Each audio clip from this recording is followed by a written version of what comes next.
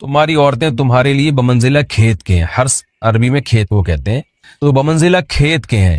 جیسے بیج ڈالا جاتا ہے کھیت میں اور اس سے پیداوار بڑھتی ہے، تو عورت کی جو ایک حیثیت ہے، نیچر نے جو اس کی ایک حیثیت متعین کی ہے، وہ بھی ایک نسل بڑھانے کا ذریعہ ہے، جس میں مرد کا جو اسپرم ہے وہ بطور بیج کے ہے اور جو اولاد ہے وہ ایک پیداوار کی طرح ہے.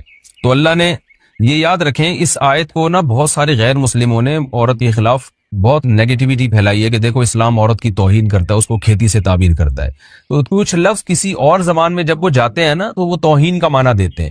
عربی میں جو حرث کا معنی ہے یہ تعظیم کے لیے ہے، توہین کے لیے نہیں ہے. اردو میں جو کھیتی کا معنی ہے وہ توہین کے لیے استعمال ہوتا ہے.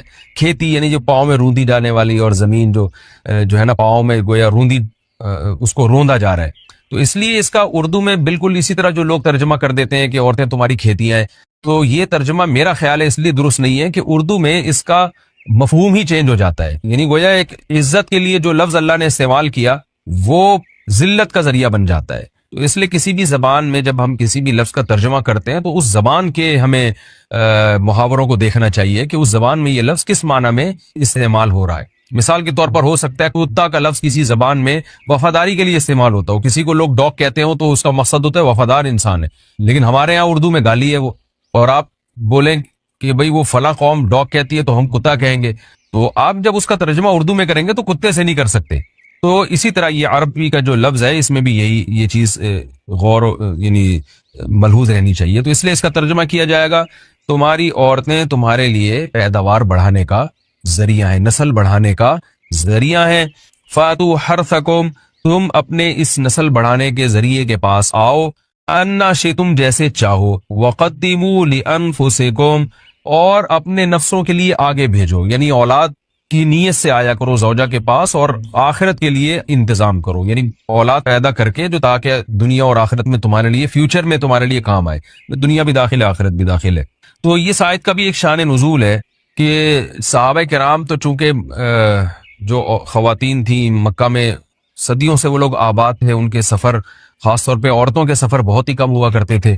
تو جب ہجرت ہوئی ہے اور جو ہے نا ہجرت کر کے بہت ساری صحابیات مدینہ آئی ہیں، تو مدینہ میں ان کے نکاح دوسری قوموں میں ہوئے، پھر انصار صحابہ سے بھی ہوئے.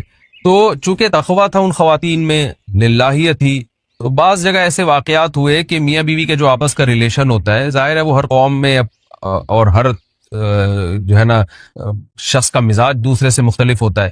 تو بعض مردوں نے اس طرح سے اپنی زوجات کے ساتھ ہم بستری کی کہ ان خواتین کو پھر اشکال ہوا کہ پتہ نہیں اس طرح سے ہم بستری کرنا جائز بھی ہے یا نہیں ہے. تو انہوں نے نبی صلی اللہ علیہ وسلم سے یہ مسئلہ پوچھا کہ یا رسول اللہ، ہمارے شوہر ہمارے پاس اس طرح سے آتے ہیں تو کیا یہ جائز ہے یا نہیں. تو ان کے سوال کو بھی مبہم رکھا گیا اور قرآن نے اس کے جواب کو بھی کنایتاً بیان کیا، کیونکہ مسئلہ بظاہر حیا کے خلاف ہے. تو قرآن جب بھی کوئی ایسی بات ہوتی ہے تو اشارتاً کنایتاً اس کا تذکرہ کر دیتا ہے تاکہ مسئلہ بھی واضح ہو جائے، کیونکہ ظاہر ہے اس کی ضرورت تو قیامت تک آنے والے انسانوں کو پڑ سکتی ہے نا. یہ تو ہر میاں بیوی کا اپنا ایک ذاتی مسئلہ ہوتا ہے کہ ہمیں کس طرح سے پرمیشن ہے، کس طرح سے پرمیشن نہیں ہے. تو اللہ تعالیٰ نے بھی اشارتاً ہی اس حکم کو قرآن میں بیان کر دیا. قرآن میں اس لیے بیان کیا کہ تاکہ اس میں کوئی اجتہادی اختلاف کی گنجائش نہ رہے.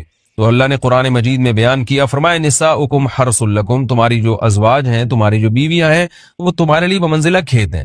کھیت کا مطلب کیا ہوتا ہے؟ پیداوار بڑھانے کا ذریعہ. تو اس میں سب سے پہلا مسئلہ تو قرآن نے یہ بیان کر دیا کہ زوجہ سے جو ہمبستری ہے وہ صرف اسی راستے میں جائز ہے جس سے اولاد ہوتی ہے، کیونکہ عورت کو اللہ نے بنایا ہے نسل بڑھانے کے لیے. تو کوئی بھی ایسا ہمبستری کا طریقہ اختیار کرنا جو نسل بڑھانے کا ذریعہ نہ ہو، یعنی وہ نیچرل نہ ہو، تو وہ حرام ہے. تو اس میں اللہ نے یہ حکم دے دیا. تو اس سے صاف یعنی حدیث سے بھی پتہ چلتا ہے اور تمام فقہاء کا اجماع بھی ہے اس آیت کی روشنی میں کہ مسئلہ تھوڑا حیا کے خلاف ہے، لیکن میرا خیال ہے بتانا ضروری ہے کہ پچھلے راستے سے عورت سے ہمبستری کرنا بالکل حرام ہے، ناجائز. اور نبی صلی اللہ علیہ وسلم کی اس پہ بہت شدید لعنت ہے، بہت شدید وعید ہے. یہ بالکل اللیگل ہے اسلام میں کہ عورت کے پچھلے راستے سے اس سے ہمبستری کی جائے. جو لوگ لڑکوں سے بدفعلی کے عادی ہوتے ہیں ان کو یہ ایک چسکا لگ جاتا ہے، تو یہ حرام ہے، ناجائز ہے، کیونکہ اللہ نے بتا دیا کہ یہ تمہارے لیے وہ منزلہ کھیت کے ہیں. تو اس میں قرآن نے وہ جو سوال تھا نا اس کی طرف اشارتاً جواب دے دیا اور آگے فرمایا فاتو حرثکم، تم اپنے کھیت کے پاس آؤ. یعنی پیداوار بڑھانے کا جو ذریعہ ہے اس جگہ کی طرف آؤ، انا شئتم، جیسے چاہو، یعنی باقی جس طرح سے تم چاہو زوجہ سے ہم بستری کر سکتے ہو، اس میں کوئی خاص طریقہ متعین نہیں ہے، میاں بیوی کا ایک دوسرے سے کوئی پردہ نہیں ہے، ہن لباس لکم وانتم لباس لہن، یہ دونوں ایک دوسرے کے لیے لباس ہیں، تو اس میں طریقہ کار کوئی بھی ہو سکتا ہے، کسی بھی طرح سے کرنا چاہو ایک دوسرے سے لطف اندوز ہو سکتے ہو، لیکن فاتو حرثکم، آنا موضع حرث میں ہے، حرث کا مطلب وہ اس جگہ کی طرف آنا ہے جہاں سے نسل بڑھتی ہے، کسی اور راستے کی طرف، اس سے صاف طور پر جو ہے نا وہ جو فاسق فاجر لوگوں کی جو برائی ہے، جو لڑکوں سے بدفعلی کے نتیجے میں پیدا ہوتی ہے، اس کا اللہ نے قلع قما کر دیا کہ اس کی اسلام میں بالکل اجازت نہیں ہے۔ باقی طریقہ کار کیا ہوگا یہ تمہارے اوپر، اس کی اللہ نے تمہیں اجازت دی ہے۔ وقدموا لانفسکم، اور چونکہ بار بار حرث کا